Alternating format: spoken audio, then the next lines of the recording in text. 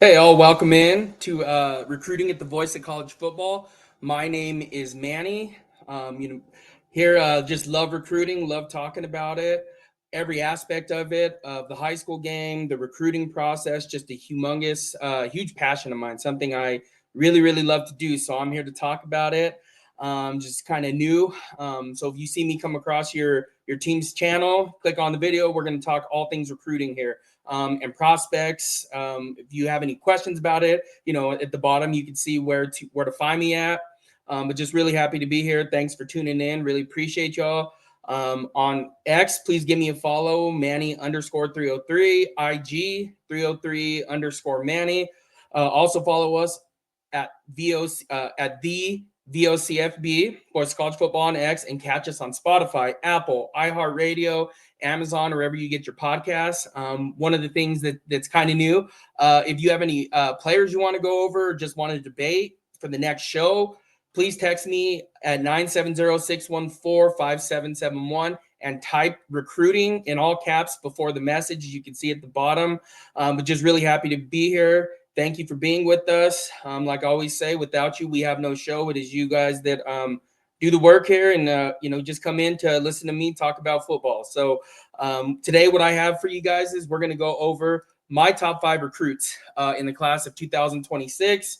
We may, and I guess I've created a system that takes the bias out of it, which is film analytics, all these different things that I've combined to make an unbiased opinion. So, and what I mean by that is I don't want my bias to be like, well, I don't really like the way this player plays. Again, it does not matter, right? It shouldn't in this world of recruiting, and sometimes it does, right? So this is just going to be all ball, no hype. We're talking prospects, we're talking where they land, what each program is going to be getting, and again, this is going to be an unbiased opinion because I have mine. Even my top 5 that I came up with through my program, again, I don't agree with 110%, but it does hold some weight. I've, just to give you a little bit of outlook on it or what it did. I just wanted to make sure because Cam, we look at Cam Ward, right? Number 1 pick this last year, NFL draft, starting Incarnate Word. They're in San Antonio, Texas, Washington State, and then we moved to Miami. So it's just something we ran them through the program. So the way the program works, it's a 1 through 7.9 rating. So anything below, so 4.9 and below is basically, I guess I say 5.9 and below is basically they don't want to recruit. So 7.9 is the highest you can get. Cam Ward ran through it, and this is just based off of high school statistics, measurables, those kind of things. He came out at a 6.6, I believe it was, which would have put him at a 4-star in my system. So again, one of the keys too as well to the system that I have created is it tries to find undervalued talent. And with that being said, I think, that is the hardest part, right? We all know who the 4 and 5-star recruits are, right? But it's those 3 stars, 2 stars, right? That we have a hard time grasping, which Cam Morton, I think 0, didn't even have a star because they ran a triple option offense in high school.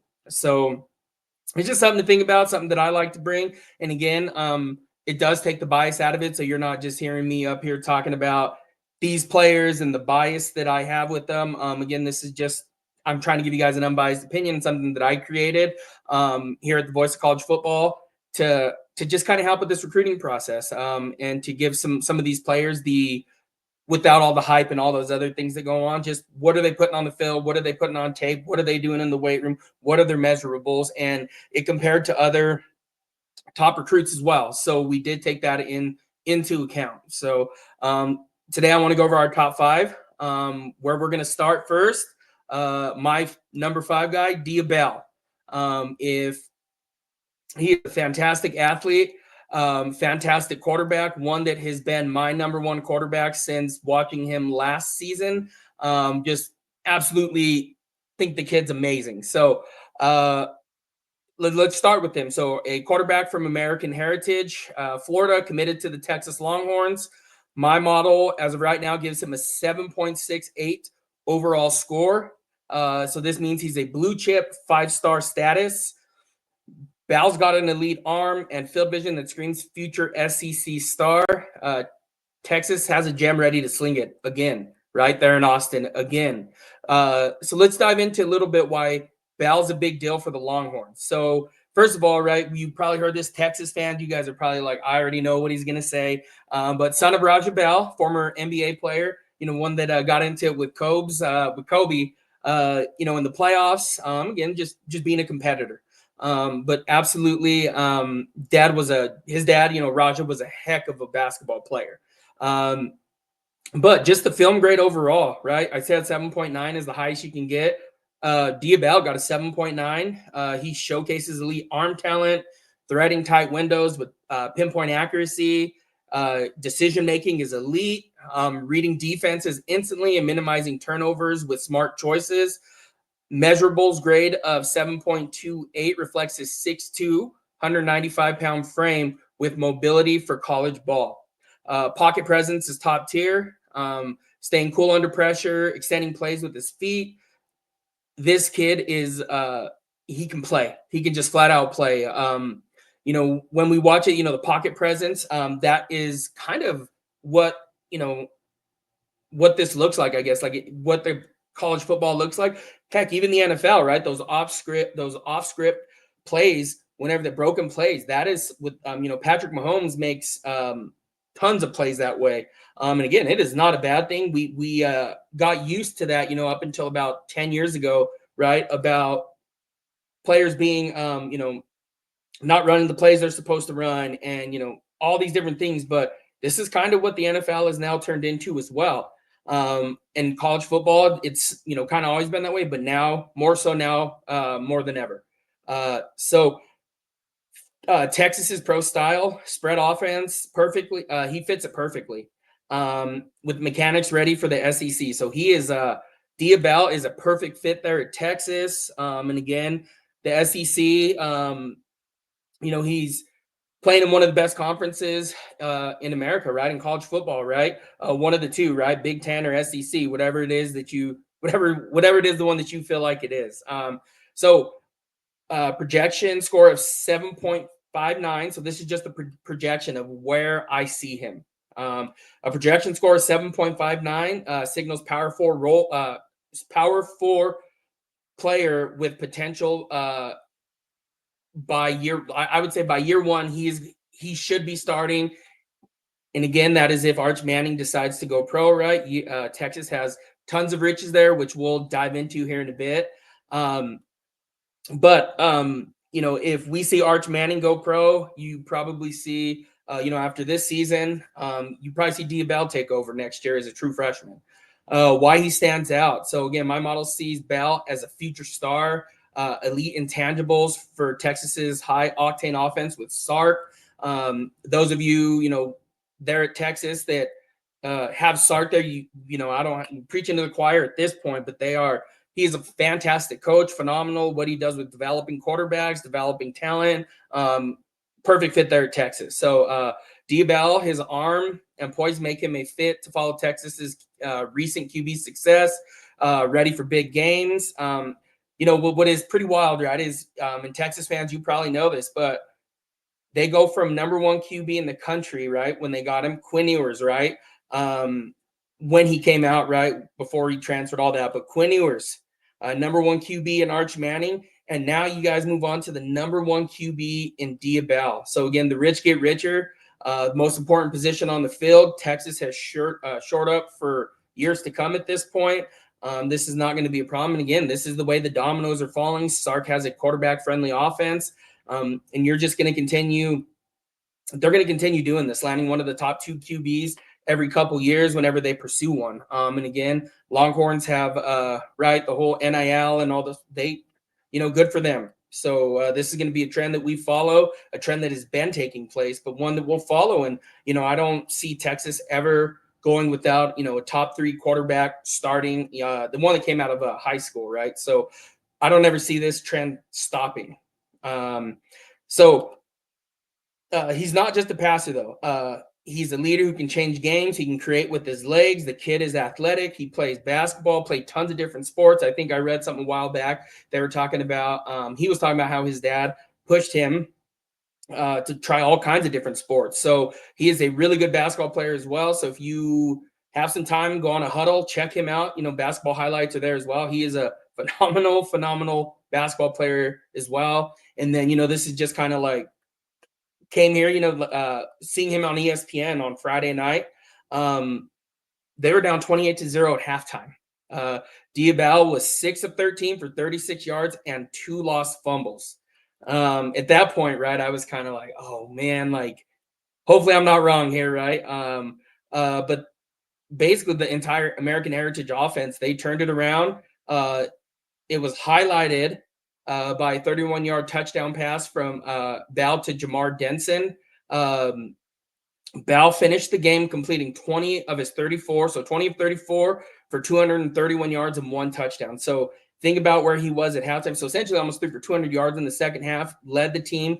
They won 31-28 on ESPN. If any of you watched it, this dude is just fantastic player, one that I am really, really excited on, one that I have had as my number 1 quarterback since last year in this class.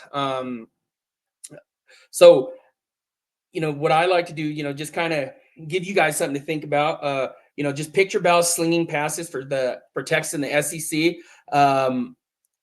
Which game does he light up, right? When does he make his presence on the scene? Is it game 1? Is it game 3, game 4? Does he have to figure out some things before? And again, how soon does he take the starting job? And is he the next big thing in Austin? Right. So that's kind of where we're at now. Drop your predictions. Can Bell lead Texas to a playoff run? And again, my answer is yes. Now, if you are up to debate whether he's the top QB in the 26 class, again, please feel free to comment on the video, shoot over to the text line, hit me up on Twitter, X and IG. Happy to have this conversation. We can talk recruiting all day. I love it. So let's jump into number 4. So this is our guy Zion Ely, and again, another premier position, right? Edge. I love this dude. Phenomenal player, a monster. This dude is going to wreck the Big Ten. So he's 6'3", 220-pound defensive end from St. Francis Academy, Maryland. He committed to the Maryland Terrapins, staying home to wreak havoc in the Big Ten. My model gives him a 7.68 overall score, blue star, five-star recruit. Ely's a pass rushing nightmare with elite quickness and length. So now let's break down why he's a game wrecker for Maryland. And something really cool about Maryland, they always get these dudes where just athletic as could be, measurables off the chart, fast, long, just elite players, right? When we think about Maryland. And it's just to me sometimes, and again, I'm not on the East Coast. I don't do a lot of Maryland watching, to say the least, but it is something's going on there. I always said, man, there must be something in the water there at Maryland. But let's just break down Zion Ely a little bit. So again, a film grade of 7.9, highlights, explosive, a very explosive first step, elite pass rush moves. And again, he's going to terrorize some QBs. Run defense is top tier, right? So we look at these things and we're like, oh, okay, he can rush the passer. What about stopping the run? Man, he is top tier there as well. Dominating gaps with discipline and power in a 4-3 or 3-4 scheme, depending on how you want to use him. Measurable grade of 7.28 reflects his 6'3", 220-pound frame with rare length and agility. So again, you watch this guy, and again, if you're standing next to him, you're 6'3", 220, watching him move, man, that is I don't even know how you block this guy. The high school, his senior season. If you have a chance, I would tune in to watch him. And if you haven't, check Huddle, some tape on him. Dude is an absolute game wrecker. Elite prospect. High motor and tackling technique, 7.9 level competitiveness. So again, you watch him, he's competing. He's relentless, just a relentless playmaker. elite football IQ, reads the offense like a book, setting him up for early impact in College Park. Projection score of 7.59 signals power four role player. Power four starter. With potential to start year one. Again, most of these dudes, you're in the top five. They go land there. They should be playing year one. And Zion Ely, he should have no problem touching the field there at Maryland. Now, why he stands out. So my model loves Ely's versatility and high motor. Perfect for Maryland's defensive schemes, and again, any scheme in the country, but he fits there at Maryland. His pass rush ability and run stopping Prowse make him a Big Ten difference maker. Again, committed to Maryland, homegrown star who could anchor their front. This guy's chasing sacks and game-changing plays from day one. I like, I don't like to do comps because I don't think they're fair, but when I read this kind of stuff, he's 6'3", 220 going into his senior year. This dude has some room to grow. And again, I don't like making comps to NFL players. And one other thing is we're not going to do that here. We're going to compare it to college players. A player that I really like that he looks, Jadeveon Clowney. So let's think about him a little bit, and you just watch it too. Now, Jadeveon Clowney was an absolute monster, and I expect the same here for Zion Ely. He's going to put on some weight. He's not done growing. And this dude, again, just relentless, and quick off the line. Maryland, you guys got yourself, if you did not know, you guys got yourself a cornerstone of your defense for years to come. Potential, again, don't want to do all that, but this dude is going to be a first-round pick in the NFL draft one day. Now, let's just think about, he's going to be hunting QBs for Maryland. Which Big Ten matchup does he own? Maryland fans, like, where do you think, where is he the most needed in which game against whom at that point? How soon does he become a starter? And can he spark Maryland's defensive rise, right? Again, drop your takes. Is Ely the key to Maryland's breakout defense, possibly as early as next season? So again, let me know what you think about him. If there's another edge player that you all are high on, let me know. Love to talk about it again. But again, I have him. The program I have created, it has him as the top defensive talent in the 26th class. So now let's move on to this one. One that number 3, Cody Green. Cody Green. This is a really good player. And again, like I'm saying, maybe a bit controversial. But I love Cody Green. And again, I'm glad my program didn't switch it. Even at first when, I was running some players going through, and I was like, okay, I just got to enter more players in, more info, get some more scouting reports, do some more scouting. But he's stuck there. He's stuck in the top 5. So at number 3, Cody Green, 6'6", 310-pound offensive lineman. So right now, he moved from, let me just make sure I got this right, from Washington. He now plays at Mater Dei in Southern California. Those of you who are familiar with Mater Dei, that is a powerhouse in Southern California. Chris Henry Jr. is there. It is just that they produce D1 athletes regularly, one of the best programs in the entire country. As of this week that we're recording this, 8:27, 4:42 p.m. My time, I should say, Mater Dei is the number 1 ranked team in the country. And this is their best player on their team, right? We get, we love the flash. We love the receivers, quarterbacks, running backs. We love those. Again, not saying that they are not needed, but you get an offensive lineman like this, you win in the trenches, man, it goes a long way. It goes a long way. That goes between, that flips a whole season. Now he's committed to the Washington Huskies. So he's going to shine there in the Big Ten. My model rockets him. So from the consensus 20th overall, the composite ranking, when you find the composite rankings of recruits, to 3rd. He has a 7.75 overall score. Again, blue chip, 5-star status, underrated indicator of 4. And again, it is hard to give an underrated indicator to get a 4 with a 5-star status carrying, but having him at 20, I don't think it did it any justice there. I think he is a really good player, one that I am looking forward to watching this season. Again, if you are into watching high school football, I believe it's NFHS, you can watch all the high school football games. I think it's a small fee, but it is one of the best purchases. I just love watching these kids play. It's crazy to watch them develop. So it's what I can say. And something I really enjoy doing. Um, but again, 20 to 3, that's it. That's a huge leap. So let's dive into why Greens is still for Washington. And I hate using that word, but again, from 20 to 3 is a big jump. Um, so film grade of 7.83 shows nearly run and pass blocking, a nasty streak that buries defenders.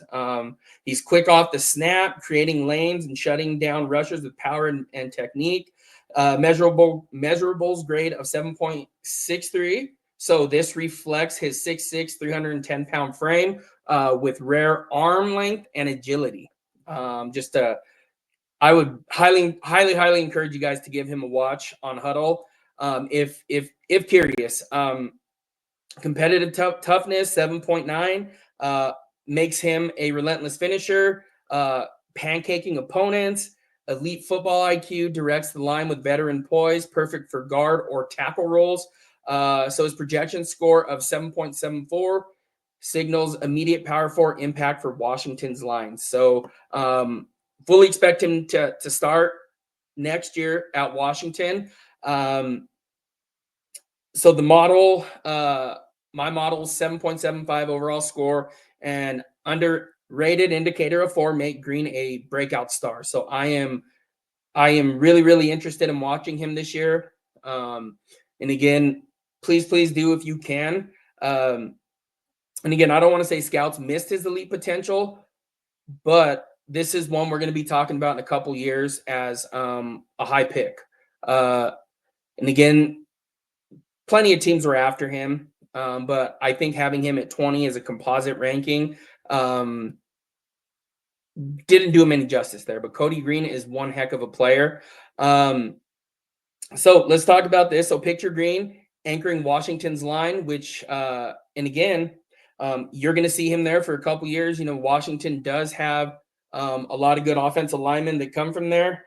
So just something to keep our eye on, something for you guys to watch. You know, and again, where do you think, which game, which team do you think he is needed the most? This year's, let's just pretend he was on Washington this year. We could pull him and have him early and ready to go. Where would he be needed the most? Which game? Can he outshine our top two? And how big of an impact will he have as a freshman? So again, drop your predictions. Is Washington's O-line, offensive line recruiting class now a powerhouse? Let's debate whether Green's I don't want to call him the biggest steal, but maybe slept on of the 26th class of the high-end recruits of the 5 stars. So just something to think about there. I absolutely love him. Please go watch him. And again, if you disagree with me, that's perfectly fine. You know, I'm not the end all be all, but again, this is just something I love to do in my time is just watch. And the 2 positions, should say 3 positions, I love to watch: offensive line, defensive line, and quarterback. Those are something I just can't, I don't know the right word for it, but it's just, that one is just fun to me to watch on tape. So coming in at number 2, Emmanuel Iheanacho. Now, oops, let me lost it. So let's take a look at him. A 6'7", 350-pound Titan from Georgetown Prep, Maryland. He is committed to Oregon. Again, ready to bolster the Ducks line under Coach Dan Lanning. The model, my model gives him a 7.77 overall score. And we'll talk about this here in a second. Again, that's a blue chip 5-star status. So, and we'll talk about why he lands at number 2. It's essentially due to a slightly lower original rank. but he's a monster in the trenches. I mean, once we start getting down to number one, two, three, especially one and two, it is, at that point, it's just you're splitting hairs at that point. But let's break down why Iheanacho is a cornerstone for Oregon's Big Ten battles. Film grade of 7.9, showcases elite run and pass blocking, flattening defenders with ease, creates huge lanes, stonewalls pass rushers with precise hand placement and a rock solid anchor. Measurables grade of 7.63, which highlights his massive 350-pound frame with surprising agility. You watch this dude play, somebody, 6'7", 350, they are not supposed to move like this. It is unreal the way this guy can move, this young man can move. Elite football IQ, lets him read defenses and direct the line like a pro. He's very versatile. Projects at guard or center, fits Oregon's fast-paced physical offense.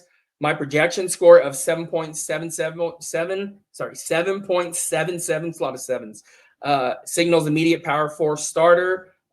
He's ready to dominate there in Eugene. This is a heck of a recruit, a really good recruit here. This is a great offensive lineman, one that I expect to see be on the field for Oregon next year. The sky's the limit for this young man. So now let's talk about this one I like to talk about, right? Oregon. Where do you think he would be needed the most if you could have him this season? Which matchup? So Oregon fans, let us know. Let me know. Drop your takes. And one of mine is, can Iheanacho turn out to be the best, not only be the best offensive line in the class, but can he become the best player when it's all said and done, right? And that's a question we're not going to know for a few years at this point. So let's debate whether Oregon got the edge in offensive line recruiting with this amazing young man and prospect. Again, just somebody to watch.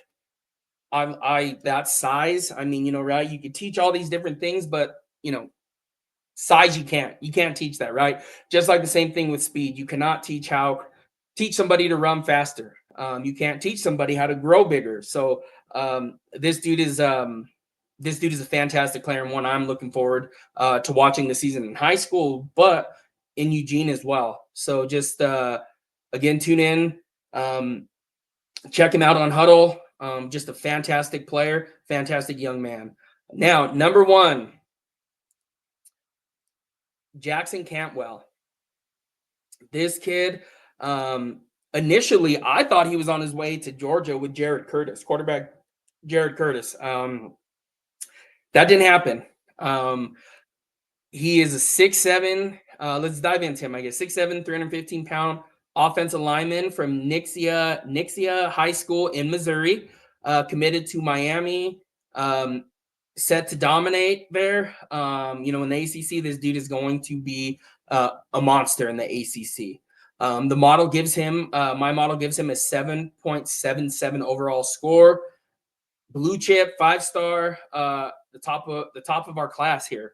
And again, you're probably asking, well, what about Iheanacho? They have the same score. They do. And again, what we explained about just the original low ranking for Iheanacho. And again, we're splitting hairs when we jump from 1 to 2, especially on the offensive line like this. They both are fantastic players. So again, it's, you can even call him 1A, 1B, whatever feels better, but I have him as number one. The program that I've created has him at number one. Now, what's really cool about Jackson is he's not just a football star. He's the number one high school shot put and discus thrower in the country. Again, when you find somebody that is a dual sport athlete, especially these offensive linemen and defensive linemen that are, they're big dudes, right? But they can move, right? They're strong, they're powerful. When you can find two sport athletes, man, you hit the jackpot there. So when we look at these two, when we look at Jackson Cantwell, again, two sport athlete, there is a bloodline there. So let's talk about that. He's a son of a former USA Olympic silver medal winner in the shot put in 2008 Beijing Games, as well as his father, a two-time NCAA shot put champion at SMU. His dad is also a 5-time world champion as well in the shot put. So this dude is right. It's there. That strength's there. The athleticism is there. He has that athleticism within him. So film grade is 7.9, shows elite run and pass blocking. Uh, Again, he just is, this dude is out there. It's like a man amongst boys when you watch Jackson Cantwell play. Creates massive lanes for backs, shuts down edge rushers with textbook technique. So his measurable grade of 7.63 reflects his 6'7", 315-pound frame with rare agility for an offensive lineman. And again, we talk about two sport athletes. This dude can move. This dude can move. He is a really, really good player. One that Miami, I didn't think they were going to land him, like I said, but they got, they got the number one player in my rankings. Track background, again, national champ in shot put and discus, gives him explosive power and footwork. So again, something to think about offensive line. You need really good footwork. And again, these trenches, they're going to win you football games. That's where you win and lose football games, is in the trenches, offensive line, defensive line. Again, football IQ is elite. Directing the line with veteran-like precision and communication. Projection score of 7.77. Screams Power 4 starter immediately. He's ready to anchor Miami's line from day one. So we will see him on the field next year at this time. Ready to play, or should I say, at this time, get ready to suit up for week one. Why he stands out, the model sees Cantwell as a game changer, blending size, athleticism, and smarts. Perfect fit for Miami's physical, fast-paced offense, protecting QBs and opening run lanes. His 7.77 overall score makes him a future All-ACC candidate, a cornerstone for the Hurricanes. This is one that Miami is probably going to land a big-time quarterback, whether it be through the portal, when he gets there, or as a recruit, because now they know they have Jackson Cantwell on that offensive line. So again, how big do you guys think his impact? So Miami fans, or in general, how big is his freshman impact? What are we thinking? What does this look like? Which game do we see when he lines up? Does he dominate first? Is it day one? Game one? Does he dominate first day of camp? When he's spring ball, whenever it is he decides to enroll? What does this look like for Jackson? The future is bright for this young man. Dude plays with some nastiness. This dude is really excited to watch him play again. NFHS, check him out. Fantastic player. And again, just drop your thoughts. Is Miami's O-line the key to their next title run with Cantwell? Are they even there yet? What does this look like? Now, and then let me know, is he the best offensive line prospect in the 26 class? What I think about him, again, these are just my opinions, but I really am high on Jackson Cantwell. And again, just try to take the bias out of it. But when you sit down and actually look at these players, you can tell who's a baller, what these dudes are for. And again, these young men, and again, when you do watch this film, understand that these, what I think a lot of people do is they'll watch film thinking they're right, because we see all this stuff for the NFL draft coverage. These are not NFL players. These are kids. The technique's still going to be, I don't want to call it raw, but not as good as somebody that has been coached in college. They're still growing. They're still figuring out their bodies. Again, these kids are going into their senior year this year. So it is something to think about. So just drop your thoughts on that. If there's a particular player you have questions about, again, hit me up on the text line, 970-614-5771. Make sure you type recruiting in caps. That way I know which channel it belongs to. And again, I know I'm trying to hide the background here, but you guys can probably see the Colorado stuff. I also host Colorado shoulder S2S, shoulder to shoulder, Colorado Buffaloes live. If you're a Buffs fan, make sure you tune in Monday, Wednesday, Fridays at 6 p.m. Mountain Time. For this show, we'll see how this goes. Comments, we'll keep going, but one of the things we're probably going to mostly focus on is the 27 class now moving forward. So if there's any big flips, anything like that, we'll bring it to you guys, talk about them. If there's anything you're interested in, whether it be why I rank this player a certain way or that way, let's talk about it. And again, if this is something that we need to turn it into a live show. Yeah, let us know as well if you know have some um, opinion on that or want to tune into it. And again, I love this recruiting. So just thank you for, I want to thank you guys for joining us. And again, Voice of College Football, recruiting at the Voice of College Football. My name is Manny. Follow me on X at Manny _ 303, IG 303 _ Manny. Follow us at the VOCFB on X. You can catch us on Spotify, Apple, iHeartRadio, Amazon, wherever you get your podcasts. And again, that text line is always open, 970-614-5771. And again, thank you guys for being with us. Thank you all for being with us. Really do appreciate each and every one of you. Without you, we have no show. But thank you. Really, really appreciate it. And again, let me know your thoughts, any comments, any player you want to dive into. More than happy to. So again, thanks for joining us. Have a great rest of your day.